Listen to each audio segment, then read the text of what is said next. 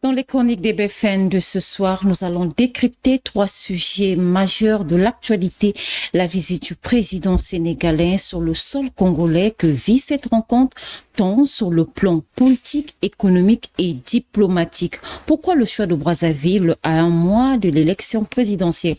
Ensuite, nous parlerons du livre En toute transparence, le bilan du quinquennat 2021-2026 qui soulève encore des polémiques dans les réseaux sociaux. Qui est l'auteur de ce livre et pourquoi l'auteur a-t-il préfacé? Enfin, nous analyserons des rencontres entre ressortissants d'un même département que visent ces conclaves et pourquoi maintenant, à l'orée de l'élection présidentielle. Des questions que nous essayerons de répondre ce soir avec Bruni Fortuna tout de suite.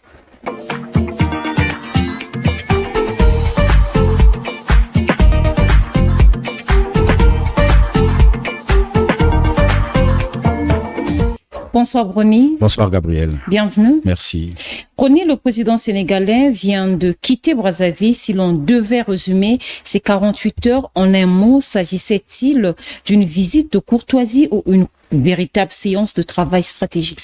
Voilà. Gabriel, pour comprendre, pour répondre à votre question, il faut se souvenir que les deux hommes d'État se sont rencontrés en septembre 2024 en Chine lors en marge donc du sommet du forum sur le FOCAC, puisque le Sénégal venait de céder la coprésidence au Congo. Je crois que pendant cette rencontre, la première d'ailleurs entre les deux hommes d'État, puisque Faye venait d'être élu fraîchement en mars de la même année, je crois que le président de la République, Denis Sassou Nguesso, avait donc voulu revoir son homologue et l'inviter à Brazzaville. Et après, en juin 2025, le président la République avait envoyé au Sénégal le Premier ministre qui était porteur de son message à son homologue, le président Faye. Et finalement, lors de ce séjour, les deux premiers ministres, donc le Premier ministre Sonko et Anatal Koulbakosso, avaient travaillé sur la redynamisation des accords, la relance de la commission mixte entre les deux États et même la mise en place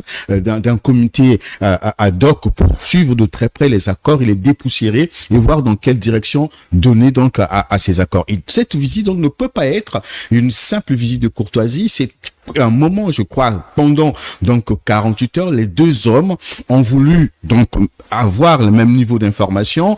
Vous vous souvenez que il y a eu la situation de la Sénélec, puisque l'année dernière, le président Faye avait envoyé son ministre de l'énergie au Congo rencontrer le président de la République, Denis Sassou Nguesso, avec un message également. Et finalement, il faut revoir cette coopération, avoir la même vision des choses et la même direction des choses, puisque vous avez deux hommes qui ne sont pas dans la même direction. Vous avez aussi peut-être deux méthodes de gouvernance aujourd'hui, mais il faut que les deux hommes s'entendent et se croisent leur vision finalement pour aller de l'avant. Mais il faut savoir que depuis toujours, le Congo et le Sénégal ont toujours eu des relations assez stables, vraiment stables. Les relations stables, pas de problème depuis 1970 et même bien avant entre le président Senghor et le président Omar Mbabi, même si les deux avaient des visions opposées idéologiquement opposées, mais et sur des questions qui concernent l'OUA, donc j'ai envie de dire l'ancêtre de l'Union africaine et les questions africaines, les deux hommes s'entendaient tellement bien. Et vous vous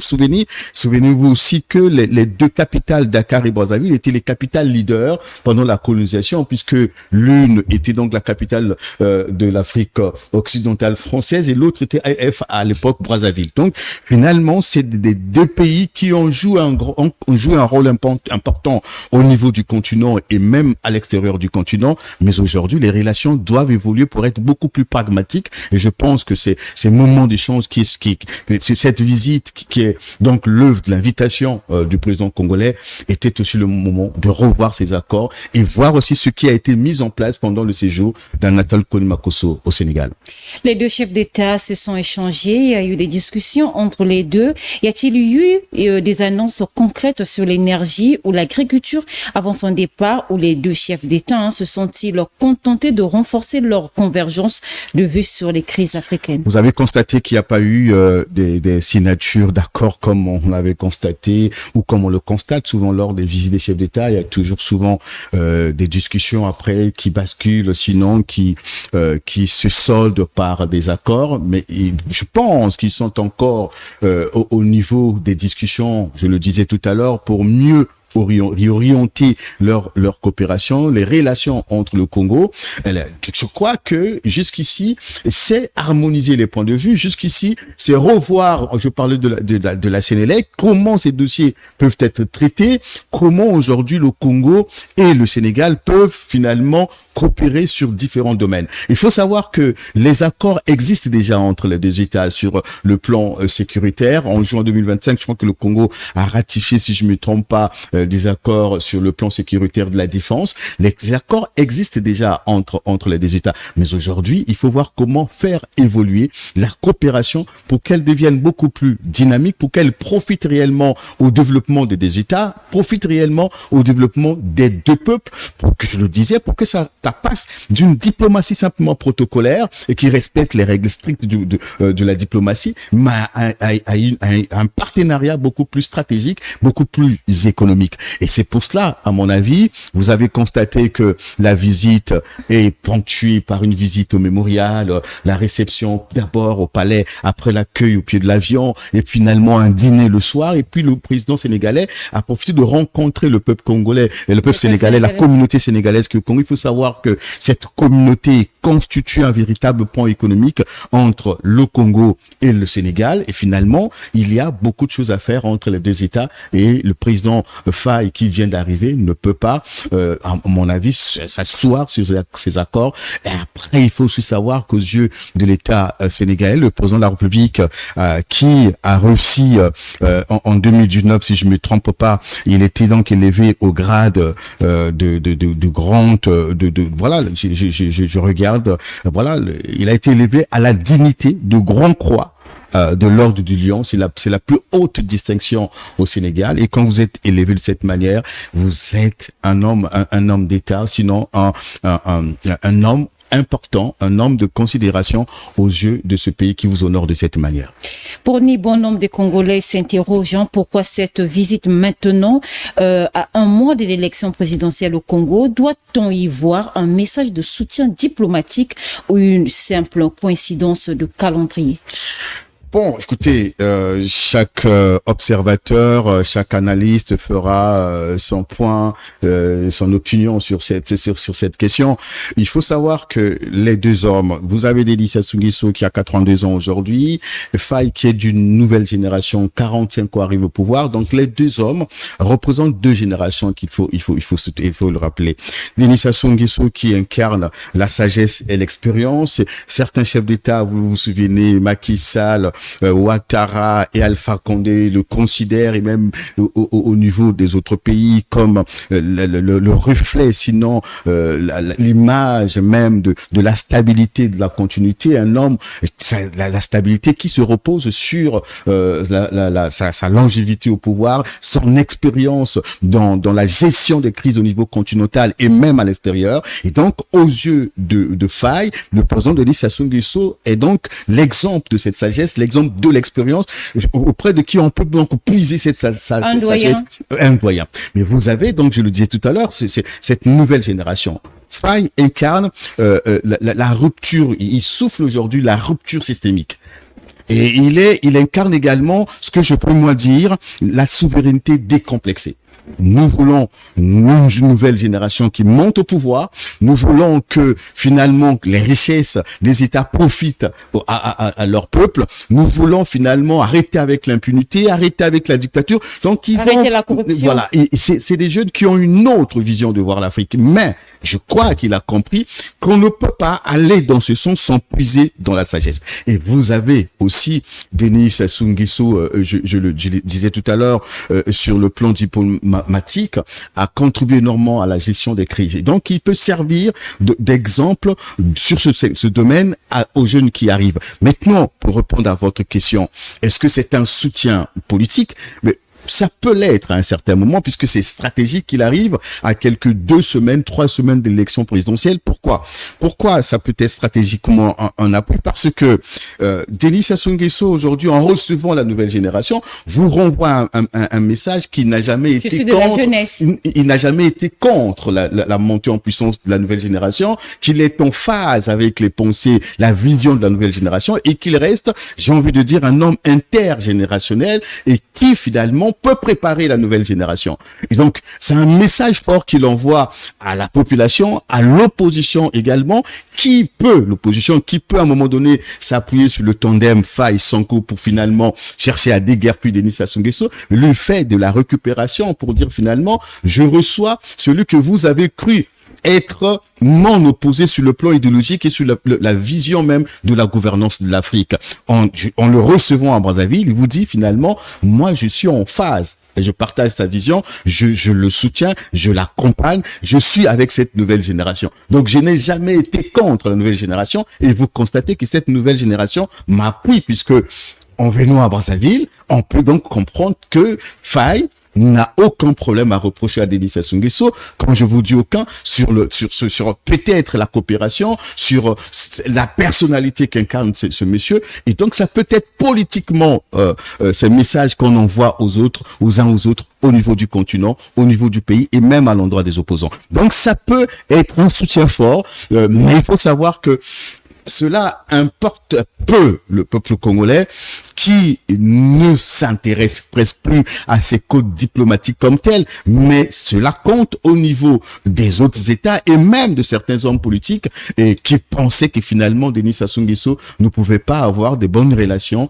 avec la nouvelle génération qui est considérée comme la génération de la rupture, la génération qui est venue déguerpir tous les anciens, qui est venue déguerpir tous ceux qui sont à la tête du pays depuis plusieurs années, parce que Denis Sassou Nguesso est l'un des doyens de l'Afrique centrale et Faye est l'un des benjamins de l'Afrique de l'Ouest. Et vous vous rendez compte finalement que cette rencontre peut bousculer beaucoup de choses. Prenez, est-ce qu'on peut qualifier cette rencontre d'un jeu politique au niveau international? C'est un message, je le disais, c'est un message fort au niveau international. Pourquoi? Parce que vous savez ce que Faye et Sonko incarnent aujourd'hui, c'est une nouvelle Afrique. C'est une Afrique qui doit être gérée sur les bases réellement du développement, pas sur les intérêts individuels, sur les positionnements individuels. Donc, c'est une nouvelle génération qui inspire d'autres États et qui inspire d'autres jeunes à travers le pays. Donc, le voir aujourd'hui à côté de Denis Sassou Nguesso, tel qu'il a été accueilli, il a même félicité le Congo et son président de l'avoir bien accueilli. Il a même réitéré son engagement, sa disponibilité à renforcer les liens avec le Congo et Denis Sassou Nguesso. Et cela, aux yeux donc du monde, aux yeux de la communauté internationale, c'est un message fort. Ça veut dire que Denis Sassou Nguesso continue d'être quand même l'homme qui joue le rôle important dans la gestion des crises, l'homme qui a encore, j'ai envie de dire, un rôle à jouer, un homme d'intergénération qui peuvent apporter de la lumière au nouveau à la nouvelle génération. Donc, ça peut être aussi considéré comme ça par la communauté internationale. Oui, ça ne peut pas passer inaperçu. Merci bien, Brony. Laissons ce chapitre pour parler du livre en toute transparence qui dresse le bilan du quinquennat 2021-2026, fait grand bruit sur les réseaux sociaux. Pourquoi ce document suscite-t-il autant de critiques et de débats? Bon, il faut savoir que depuis sa présentation, pourquoi ça suscite le débat? Puisqu'il s'agit du bilan. Il s'agit du bilan, c'est un livre bilan. Le bilan, ça ne peut susciter que débat puisque vous avez certains qui pensent que ça ne devait pas être contenu, le bilan ne devait pas être contenu dans un ouvrage. Et il y a aussi qui voient le contenu de l'ouvrage qui pensent que ce qui est dit n'est pas en phase avec la réalité. Et donc, c'est à un moment donné, il y a des interrogations. Il faut voir comment est-ce que le gouvernement s'est mobilisé pour tenter d'apporter la lumière sur ces bilans, d'expliquer à la télé. Il y a eu des ministres qui ne parlent pas depuis 5 ans, qui sont quand même sortis de leur silence. Et ça suscite quand même la curiosité de la part de la population et même les autres observateurs de l'opposition. Et comme c'est le bilan, ce n'est que normal finalement que cela suscite. Il y a aussi un autre aspect, c'est qu'on se dit, Le président avait promis de rendre compte à la population à la fin de son mandat. Pourquoi a-t-il choisi ce canal pour le faire? Est-ce que c'est lui? Pas lui. Est-ce que c'est son gouvernement ou c'est lui? Qui se cache derrière cet ouvrage? Vous avez un côté intellectuel qui voit la forme et le fond, mais vous avez aussi la population qui finalement ne se retrouve pas d'une manière ou d'une autre dans ce que dit l'ouvrage. Et donc ça ne peut susciter que cette polémique. Une autre question agite l'opinion. Qui est le véritable auteur du livre? Est-ce le chef de l'État lui-même ou est-ce une œuvre de commande rédigée par ses équipes gouvernementales, Brony? Bon, écoute, ça ne devait pas susciter le débat. Pourquoi? Ça ne devait pas créer autant de polémiques. Parce que l'essentiel, en réalité, ce n'est pas tant le livre, mais c'est plutôt le contenu qui devrait attirer l'attention, devait susciter des débats, des discussions. Vouloir s'intéresser qui a écrit, qui n'a pas écrit, c'est détourner l'attention de la population sur les vrais sujets. Voilà. Mais pour répondre à votre question, puisque ça fait débat, ça fait polémique sur les réseaux sociaux et autres, il faut savoir que il n'y a que les ministres, il n'y a que le président lui-même qui peut noter ses ministres. Le président, lui, qui a reçu le mandat du peuple, rend compte directement au peuple, mais ses ministres, donc du premier ministre au dernier de ses collaborateurs ministres, eux, ils rendent compte au président. Vous vous souvenez que chaque trimestre, à peu près, ou à chaque grand événement de chaque année, 15 août, 28 novembre, le premier ministre demandait des rapports, des comptes rendus de chaque ministre. C'était en réalité pour constituer le message de l'État, sur l'état du président de la République. Et ce sont ces éléments-là qui permettent au chef de l'État d'avoir, à travers un tableau de bord, ce qui est fait, ce qui n'est pas fait, d'évaluer son action à travers donc ses ministres, à travers ce qui se fait sur le terrain. Donc ce livre, c'est exactement ce qui s'est passé. Ce que se passe, c'est quoi? C'est qu'on a compilé les rapports de différents ministères. C'est pas de l'invention comme telle. Quand je parle de l'invention, ça ne veut pas dire que ça ne vient pas d'ailleurs. Les chiffres qui ont été donnés, vrai ou faux ou pas, ce qui est dit dans l'ouvrage, vrai ou pas, mais ce sont des rapports des différents ministres compilés et qui aujourd'hui constituent tout ce bilan. Mais il faut savoir, l'auteur, quand vous lisez l'ouvrage, on vous parle de la maison d'édition. Quand vous vérifiez encore de fond en comble, il y a toute une équipe qui a décidé de mettre en place ces différents rapports dans un ouvrage. Présenté au chef de l'État, qui finalement le préface, et à partir de là, vous pouvez comprendre que cela vienne d'un ministre, du Premier ministre ou d'une autre équipe de l'extérieur, dès lors que le président de la République préface cet ouvrage-là, il valide donc ce qui est dit dans le livre. Parce que pour ceux qui ont déjà préfacé, ils savent qu'il ne peut pas préfacer un ouvrage qui ne reflète pas, qui ne les convainc pas, qu'ils ne sont pas d'accord.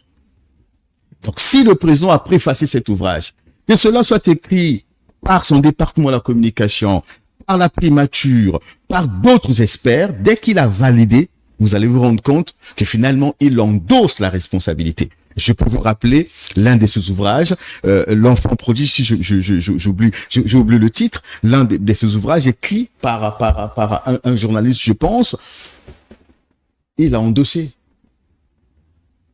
Il a endossé. Parler vrai pour l'Afrique. Il a endossé. C'est écrit par des auteurs qui lui ont présenté leur vision, ce qu'il lui est, ce qu'il a déjà fait. Il dit oui, ça c'est moi. Si c'est pas moi, il corrige. Il dit c'est pas ça, ça enlevé parce que je ne crois pas. Et dès lors que tout est fait, dès qu'il a validé, dès qu'il a donné son accord par une préface, il valide l'ouvrage. C'est pour ça que je dis que le débat ici n'est pas sur la forme de l'ouvrage, parce que l'ouvrage porte en lui les vrais sujets étatiques, les vrais sujets qui concernent la population, qui aux yeux de certains sont des gros mensonges, pour d'autres c'est la vérité, mais c'est à cela, c'est sur ces sujets que l'on devrait vraiment faire des débats éclairer la population sur ceux qui pensent que c'est faux, qu'ils mènent les débats autour, ceux qui pensent que c'est vrai, qu'ils mènent les débats autour. Mais pour savoir qui est l'auteur, qui ne l'est pas, dès lors que le président a préfacé son propre bilan, il a préfacé le bilan, c'est qu'il a validé son propre bilan. Donc on peut comprendre par là que c'est le président lui-même qui a écrit, autrement dit. Si vous m'avez compris, j'ai dit, le livre peut ne pas être écrit par lui, dès lors qu'il a validé par une préface, il endosse la responsabilité, il accepte cet ouvrage. L'auteur, je vous dis, ça peut être le Premier ministre, puisque c'est lui qui fait la compilation des rapports des ministres. Vous avez vu la maison d'édition, vous avez vu, on a parlé de Focus, une certaine agence, je sais pas quoi, Focus dans cet ouvrage. Et quand vous vérifiez les informations, il y a des gens qui ont travaillé sur cet ouvrage. Il y a même certains ministres qui ont travaillé sur cet ouvrage. À la fin, ils remettent au président de la République, Monsieur le Président, est-ce que vous vous retrouvez dans ce rapport? Il prend le temps de lire, de voir, de vérifier tous les chiffres qu'il a, de vérifier tous les rapports qu'il a toujours qu'il reçoit depuis 2021. Et quand c'est validé par une préface, on peut plus faire un débat. Il assume ce bilan. Merci bien, Brony. On comprend par là que le président de la République assume le bilan du quinquennat et on va passer à un autre chapitre dans cette chronique, Brony. On observe une multiplication des rencontres entre ressortissants d'un même département, comme le récent conclave du Kwilu. Pourquoi ces initiatives déclenchent-elles souvent des accusations de tribalisme sur les réseaux sociaux? Oui, parce qu'il y a plusieurs personnes, vous l'avez dit, hein, on a entendu les ressortissants de Kinyalima, on a entendu là récemment ceux de la Bouenza rassemblés, réunis autour des deux ministres, Madame Mikolo et Monsieur Rigobert Mabundu. Vous avez des rencontres comme ça, pour ne pas parler des conclaves de cette... Et pour certains observateurs, certains Congolais, ils voient dans ces initiatives sectaires du tribalisme finalement un repli identitaire. On devrait plutôt, pour ces gens-là, parler nation, parler solidarité nationale, que de parler département, parler région. Pour ces observateurs, c'est une sorte de sectarisme, c'est une sorte de division, d'exclusion. Mais quand vous regardez de fond en comble, quand on regarde par exemple les ressortissants de Kinyalima, on peut pas parler du tribalisme dans ce contexte. C'est comme dans le Kwilu. On peut pas parler du tribalisme. Pourquoi? Parce que je prends le Kinyalima est un département cosmopolite comme le Kwilu. Quand on parle de ressortissants, moi j'étais à Kakamweka, vous avez des gens qui vous disent, écoutez, oui, moi, je suis donc du nord du pays, mais je suis cadre à Pointe-Noire dans le Kwilu depuis pratiquement 30 ans. Ma femme est d'ici, je vis ici, je me considère moi comme un Kwilois. Donc ça ne veut pas dire que la rencontre d'une ethnie du Kwilu qui se réunit, ce serait donc du tribalisme pur, mais là il s'agit des ressortissants des filles et fils, c'est-à-dire que celles et ceux qui se considèrent, qui vivent là-bas, qui travaillent là-bas, qui ont de la famille là-bas, qui aujourd'hui doivent bénéficier du développement de ce département, donc on les rassemble tous. Donc en ce moment, quand on regarde, on ne peut pas parler du tribalisme. Peut-être encore du repli identitaire, mais le tribalisme est tellement fort, on ne peut pas, parce que ce sont des départements cosmopolites qui reçoivent finalement tout le monde. C'est comme on dit, le peuple congolais, la démographie congolaise à 6 millions, on ne parle pas que des Congolais de souche, on parle aussi des étrangers qui sont résidents, qui vivent au Congo et qui pendant cette période étaient au Congo.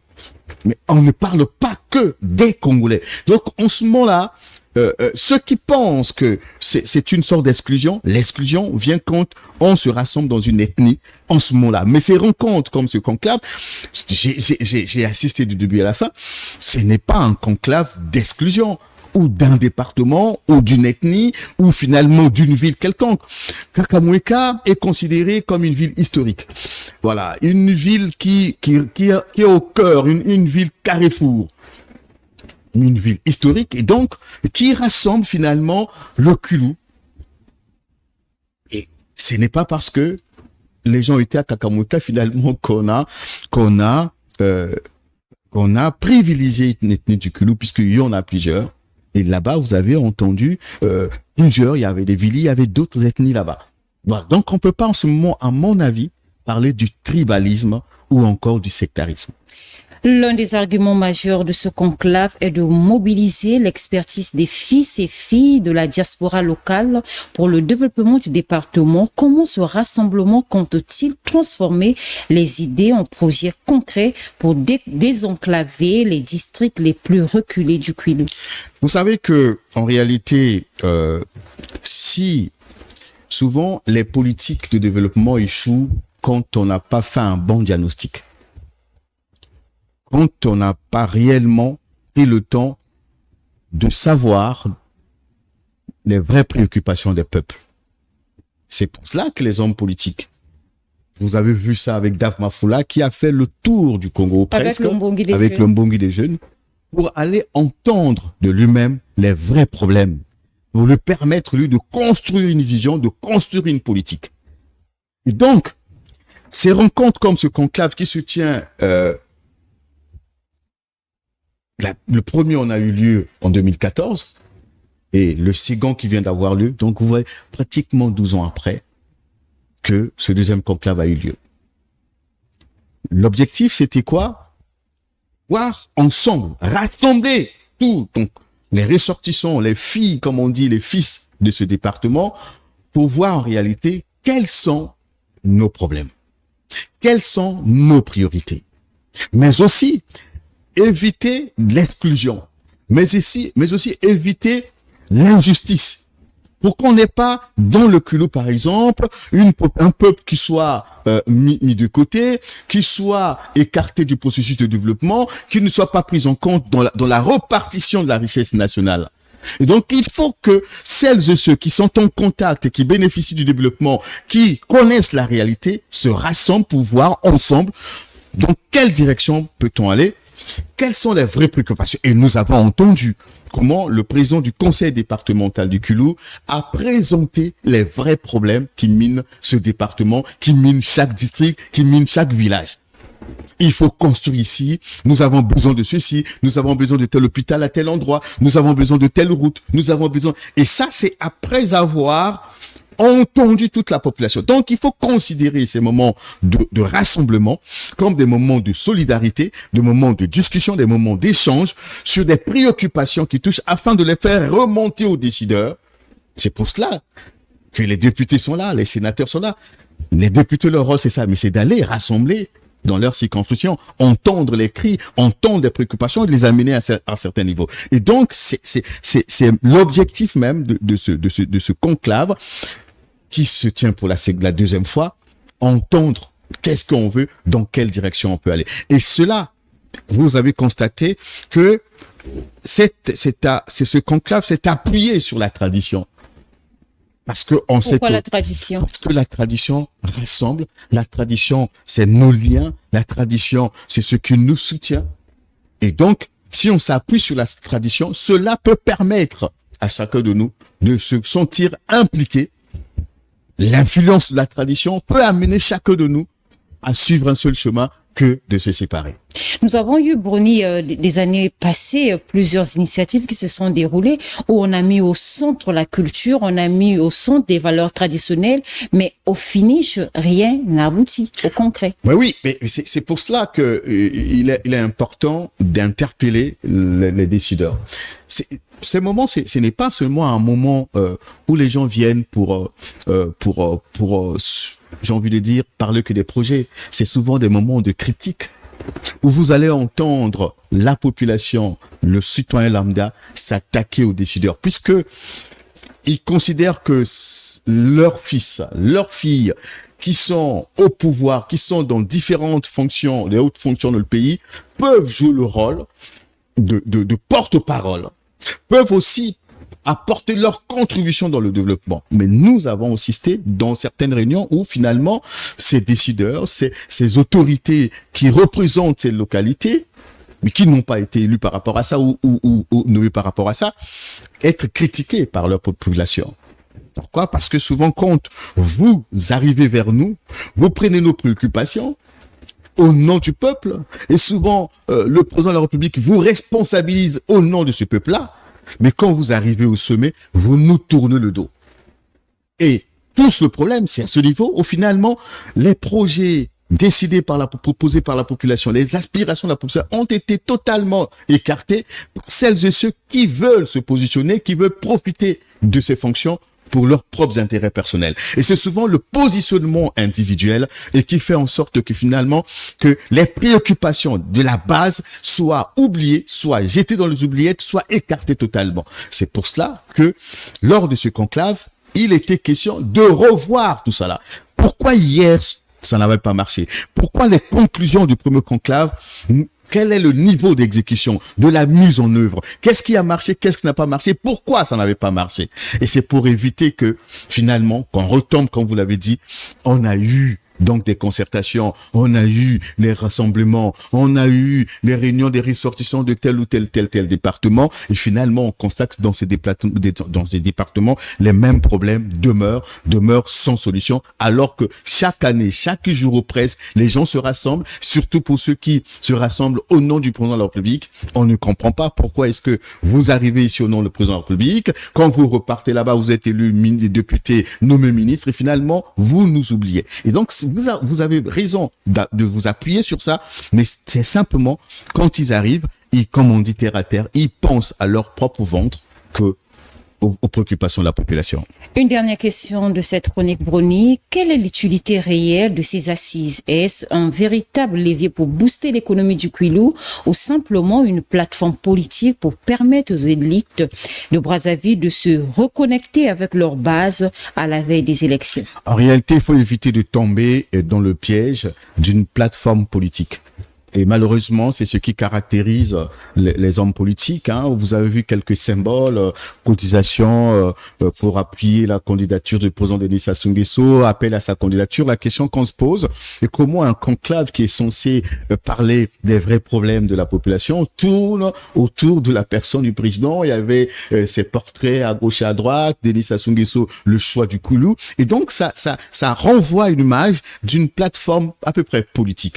Le problème ici, en réalité, c'est dans le respect des engagements. Le problème ici, c'est dans la mise en œuvre de ce qui a été décidé lors de ce conclave. C'est là où, dans les résultats que l'on saura si réellement c'était juste la manipulation politique ou pas. C'est dans la mise en œuvre des préoccupations. Vous avez vu la personne du Premier ministre, Anatole Koumakosso, qui est président donc du comité d'organisation et à qui donc on a confié la responsabilité aussi de piloter, j'ai envie de dire, ce conclave. Et vous avez la première dame qui est aussi fille du culte. Donc à un moment donné, si dans les jours à venir, dans les années à venir, ce qui est décidé n'est pas respecté, et l'on peut donc déduire finalement que c'était de la manipulation politique. Mais le choix du candidat peut être aussi le choix de la continuité. Ça peut être décidé. Chaque peuple aujourd'hui est libre de dire, nous souhaitons, ça peut être sous l'influence des décideurs politiques. Les ministres qui étaient là, qui peuvent influencer. Les députés qui étaient là, qui peuvent influencer pour leurs propres intérêts. Ils peuvent manipuler la population. Mais le problème, la finalité, pour tout savoir, c'est dans les résultats dans les jours à venir. Et c'est pour cela que il faut être, j'ai envie de dire, il faut veiller, observer de très près sur ce qui se fait pour ne pas demain que l'on dise, OK, finalement, on a fait ceci, on a fait cela sans preuve. Merci bien, Brony. Vous l'avez dit, les Congolais attendent des résultats et non des propositions. C'est par ces mots que nous mettons fin à notre chronique des BFM de ce soir. La coordination a été chapeautée par Thérèse Nestine, José Mifundou, à la réalisation Verdun. Merci à vous de nous avoir suivis, commenté, partagé le contenu et on se dit à très bientôt pour un nouveau numéro.